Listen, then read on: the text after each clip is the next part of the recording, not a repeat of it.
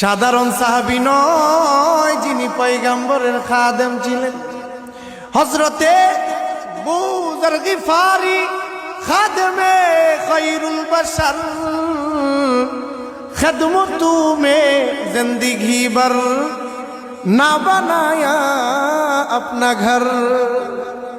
সাধারণ কোন সাহাবাই কেরাম না, নবীর জন্য মহব্বত দেখাইতে দেখাইতে নিজের জন্য একটা আপন ঘর পর্যন্ত নির্মাণ করতে পারে নাই। কেমন মহব্বত নবীর জন্য তারা দেখাইছে। এরে আখিরি জামানার উম্মত, আজকে নবীর জন্য আমাদের কোনো মহব্বত নাই।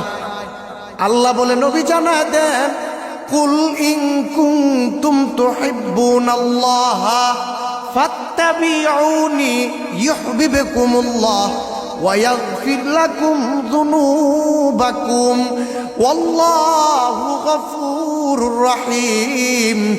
নবী আপনি জানায় দেন, কেউ যদি আমি আল্লাহরে পেতে চায়, কেউ যদি আমি আল্লাহরে ভালোবাসতে চাই, সে যেন আপনি নবীরে অনুসরণ করে, সে যেন আপনি নবীরে মহব্বত করে। রে আখির জামানার উম্মতের মধ্যে নবীর জন্য কোনো মায়া নাই, নবীর জন্য কোনো ফিকির নাই, নবীর জন্য কোনো চিন্তা নাই। নবী যে রক্তমাখা দিন রেখে গেছেন, এমনি কি দিন এই পর্যন্ত আসছে। বলে সাহাবাই কেরামের ইতিহাস, বড় বড় আল্লাহ ওয়ালাদের ইতিহাস। সিলেটের জমিনে 360 আউলিয়ার কাফেলা নিয়ে আসলেন শাহজালাল। গৌর গোবিন্দ কইরে শাহজালাল টুপিওয়ালা পাগড়িওয়ালা বেগে যাও। শাহজালাল বলে ভাগবো না, তুই জানুনি আমি মুসলমান, আর মুসলমানের চরিত্র জানুনি।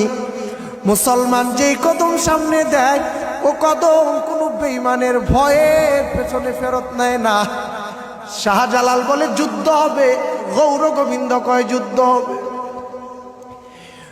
ওই রাত্রিবেলা সেজদায় পড়ে কান্নার আওয়াজ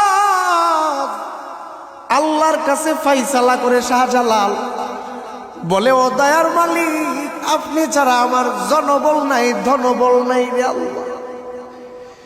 আসমান থেকে আপনি কুদরতি ভাবে ফয়সালা করিয়া নেন ও দয়ার মালিক। ফজরের আজান হবে, শাহজালাল কাফেলার মধ্যে ইয়ালান দিয়া দিলেন। বলে এই মজলিসের মধ্যে এমন একজন ব্যক্তি আসনি যার জীবনে এক ওয়াক্ত নামাজ কাজা হয় নাই, ফজরের জামাতও ছুটে নেই। এক ওলিয়ে কামেল দাঁড়ায় গেলেন, বলে আমার জীবনে ফজরের নামাজ ছুটে নাই, জামাতও কাজা হয় নাই। শাহজালাল বলে, তোমার আজকে পবিত্র কণ্ঠে হবে ফজরের আজান। আজান চলতেছে, গৌর গোবিন্দর বিল্ডিং কাঁপতেছে, আজান চলতেছে, গৌর গোবিন্দর বিল্ডিং কাঁপতেছে। এক পর্যায়ে আজান শেষ, বেঈমান গৌর গোবিন্দ জমিনে শেষ।